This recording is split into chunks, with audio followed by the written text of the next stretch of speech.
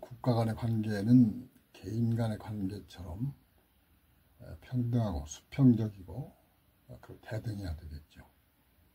한미 간에 최근 벌어지는 이른바 대미 3,500억 달러 투자와 관련해서 아주 문제가 많이 있습니다.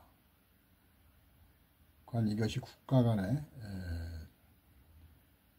이루어질 수 있는 흥정, 거래가 되는 것인지, 이 국제법적으로 어긋나는 것인지, 국제적인 어떤 관례에 비춰서 얼마나 이게 심각한 것인지, 이런 부분에 대해서 국내 언론이라든지 전문가들의 발언은 좀 미약합니다. 우선 미국이 3,500억 달러에 대해서 트럼프가 그 조건을 얘기를 했죠. 이게 뭐 단계적으로 조금씩 이게 투자하는 것이 아니고 선불 투자다. 일시에 다 내놔라는 것이죠. 여기에 대해서 이재명 대통령은 불가하다. 그렇게 할 경우 우리나라 외환 보유액의 한 80%가 되기 때문에 이것을 우리가 IMF와 같은 파탄 국가 또 부도가 날 가능성이 있다라는 점을 들어서 난색을 표하고, 그리고 국익을 전제로 해서 손해나는 것은 서명하지 않겠다 이렇게 얘기를 합니다. 대통령에서 당연한 입장표명이라고 볼 수 있습니다. 그런데 국내에서 민주당이라든지 아니면 학자들, 언론들이 어떤 상식 차원에서 국제법적 어떤 기준에 비추어서 트럼프와 정부의 요구가 부당하다는 것에 대해서 얘기를 별로 하지 않아요. 상당히 좀 문제가 있습니다. 국가 간의 관계도 떼거리로 해서 무슨 다투고 윽박질하는 그런 것은 아니고, 역시 상대의 목소리가 클 경우는 이쪽도 비슷한 목소리를 내야 되겠죠. 그래서 미국이 요구하는 것이 어떤 점에서 부당하다, 이런 점을 미국에 대해서도 알리고 우리 국민들도 알도록 해야 됩니다. 근데 그것이 좀 부족합니다. 그러니까 선불 투자의 의미를 좀 봐야 되는데, 이것은 역시 백지수표로 돈을 달라. 그러면 믿고 트럼프 자신을 믿고 점진적으로 돈을 내는 것이 아니고 즉시 일시불로 현금으로 가져와라, 이런 식입니다. 근데 이것은 선불 투자라는 것은 일반인의 거래에서도 좀 드문 그러한 형식이 되는 것이죠. 이건 투자 대상이 정해지지 않은 상태에서 전체 금액을 현금 또는 그와 비슷한 형식으로 미리 갖다 주는 것을 의미합니다. 이것은 보면은 미국은 일본이나 EU에 대해서도 동일한 취지의 요구를 했기 때문에 한국에도 그렇게 해야 된다, 한국도 그렇게 하라 그러는데 좀 다르죠. EU와 일본과 우리나라는 경제력에서 차이가 있습니다. 외환 보유액 부분에서 봤을 때 우리나라는 80%인데 EU나 일본은 훨씬 더 부담이 적죠. 그래서 만약에 한국이 3,500억 달러를 트럼프 요구대로 선불로 갖다 줄 경우에는 한국의 경제 어떻게 되겠습니까?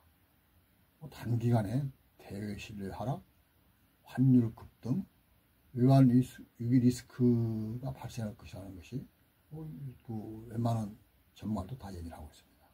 그래서 우리가 주권 국가로서 미국의 요구에 대해서 어떻게 보면 국제사회가 납득할 수 있는 그러한 태도를 보이는 것도 중요하지요. 그러니까 3,500억이라는 어마어마한 돈을 국가에서 국가로 말이죠.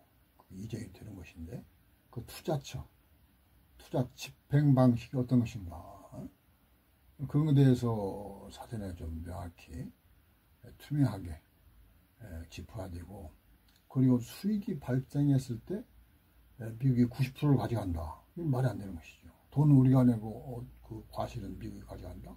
이건 뭐 우리 속담에 재주는 곰이 부리고 돈은 누가 가져간다는 것인데, 그러한 날강도 논리라는 것은 뭐 피할 수 없는 그러한 형식으로 봐집니다. 그래서 이 점에서 우리가 그 3,500억 달러를 그 미국이 한국에 요구하는 것이 과연 정당적인 것인가, 이런 말이죠. 역시 보면 국제법과 국제 관행에 비춰볼 수밖에 없는 것이죠. 그리고 거기에 대해서 우리가 그 전문적인 그런 것을 그 찾아보면 역시 문제가 심각합니다. 우선적으로 미국의 그런 태도는 주권 평등 원칙에 위반되는 것이죠. 유엔 헌장 제2조를 보면 말이죠. 국가 간 관계는 주권 평등과 내정 불간섭을 핵심 원칙으로 한다, 이렇게 되어 있습니다. 그래서 미국이 한국에 대해서 일방적으로 대규모 투자를 강제하거나 요구하는 것은 내정과 경제 정책에 대한 심각한 간섭으로 볼 수 있다는 것입니다. 두 번째는 강압에 문제가 있습니다. 유엔 국제법위원회가 그 제시한 어떤 관행에 따르면 말이죠. 군사적, 정치적, 경제적 강압을 통해 타국으로부터 재정적 양보를 강요한 행위는 국제관습법상 불법적 간섭 행위로 간주된다. 심각한 거죠, 그렇죠?